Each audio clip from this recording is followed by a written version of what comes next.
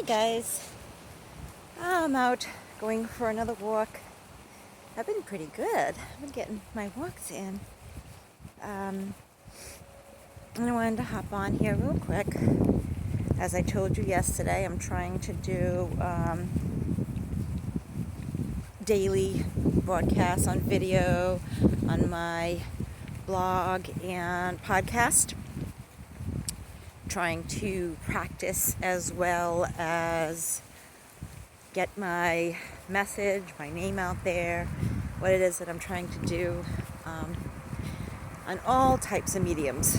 So I'm on Facebook and Instagram as Recovery Enthusiast. My blog is Motivations for You. That's motivations with an S, the number 4, the letter U.com. My Anchor podcast is on Anchor. Also Motivations for You. And then of course my YouTube videos, which I'm making for you right now. Anyways, I wanted to hop on here to talk about emotions. What are they? Where they come from? Emotions are a funny thing because, well, society kind of tells us, with negative emotions, when we're feeling pain,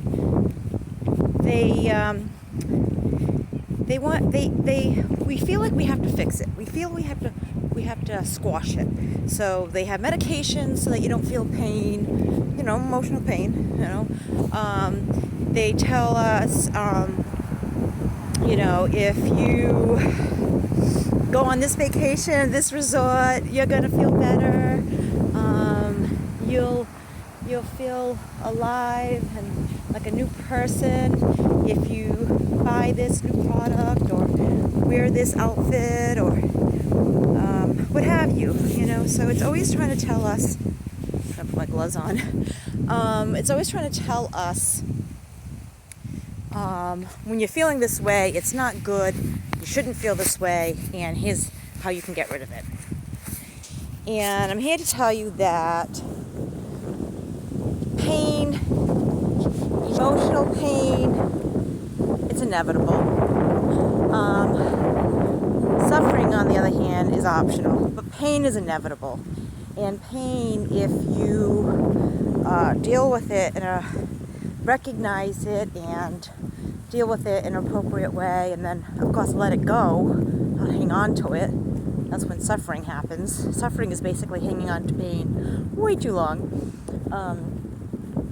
But if you, deal with it and then let it go, we can grow from it. It happens. People die. We lose jobs. We become sick. Our kids become sick. We have fights or arguments with our loved ones. We might not agree with the policies of where we work, but at the end of the day, so that's all going to happen. So how we deal with those emotions and the fact that we recognize them and say, okay, this is what it is. What can we do about it, or what can we not do about it, and let it go. So when I'm talking about emotions, there's actually a couple of types. So a lot of times I've recognized when I'm feeling a certain kind of way. I'm gonna get my glasses on now. When I'm feeling a certain kind of way, I know I should get myself set up before I get in the videos, but anyway, when I'm feeling a certain kind of way, it's usually my body's way of telling me something that's going on. So like, a lot of times when I'm feeling short-tempered, when I'm snappy with people, it's my body's way of telling me I need to rest. I haven't gotten enough sleep or quality sleep. Maybe I'm doing too much. When I become emotional and weepy, that's my body's way of telling me that I haven't had family connection or emotional connection with someone that I care for in a long time. And I've learned those connections with a process that, many of us have heard. It's a great topic, mind-body connection. And so learning your mind-body connection is exactly that. It's learning. So it takes time, it takes practice. And I equate it to having a newborn baby. So for those of you that have had children, especially your first one, right? The baby cries and you don't know what's wrong. So you try to feed the baby, or maybe it's a dirty diaper, or maybe it's colicky and you try to burp it, or maybe it just wants to be held and rocked or whatever. So you go through the list, and I remember my firstborn, every time she cried, going through that list, and then by elimination, process of elimination, we get to what it is. But then after a while, I learned the specific cries and what they were for. I knew the difference between when she was hungry and when she was tired and when her diaper needed to be changed, and the little nuances, right? And then all children are different, so you'll get a lot of information from other parents, but once you, after a while, you begin to recognize and know your child and what the cries mean, and able to make that connection. And it's the same thing with us and our bodies and our emotions. After a while, when you start, first of all, you have to recognize when you're feeling a certain way. And I've mentioned this many times. Awareness is the first step to change. So if you're not aware something's wrong, you can't fix it. So being aware if you're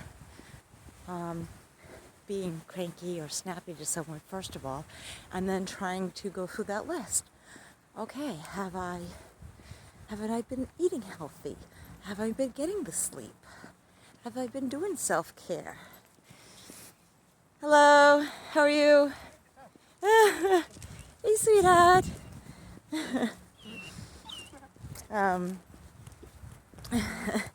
Someone walking their dog. I don't normally come across people when I'm walking, so it's kind of weird because I'm over here filming myself. And I have my gloves on, so I couldn't pause it. Oh well. Vulnerability, right? So where was I? So, recognizing when you're feeling or behaving a certain way, and looking at that and seeing what it is that could be causing you to feel that way. And then after a while, you'll get to recognize, okay, when I'm doing this, it's usually because something like this needs to be tweaked, right? Maybe I'm eating too many sugary foods or junk food or whatever, greasy food, or maybe I'm not getting enough exercise, I haven't been outside in a while, that can have a lot to do with your emotions, effect on your emotions. And now time for the monkey wrench. Feelings aren't facts, necessarily. So, I know what you're saying, Doreen. You just told us that emotions are signals and that, the mind-body connection and yada, yada, yada. And yes, but sometimes we misinterpret emotions, or if we're feeling something, we misinterpret something. For instance, your partner, boyfriend, girlfriend, husband, whatever, your partner, you take it, when they say something to you, you take it like they said it with a sharp tone, or you feel like you did something wrong because of the way they looked at you, and then you have this doom and gloom of, oh my God, what's going on? They're going to leave me, or, I'm going to lose my job if it's your boss, And I have found, it's been my experience, that when people say things possibly with a sharp tone or giving you a look, it has more to do with them than it does you, So they may be going through some stuff. They may be really busy and their mind might be somewhere else and not even thinking about what you said or did. And so it's important when we're feeling a certain way to actually ask ourselves, is this true? Is there a possibility that it's not true? Is there a possibility that there's another explanation? Perhaps getting some feedback from someone that you trust, running it off them, see what they think. So, I know it's a lot. It's confusing, and that's why I think a lot of people struggle with it. And I know the media doesn't help. So I'm here to help, and I hope I have been a help to you. Anyways, I've already told you where you can see me, you can find me. I'm everywhere nowadays. I hope you stay well, stay blessed, and peace, guys. Whoops, I gotta take my gloves off so I can stop the video. Take care. Until next time.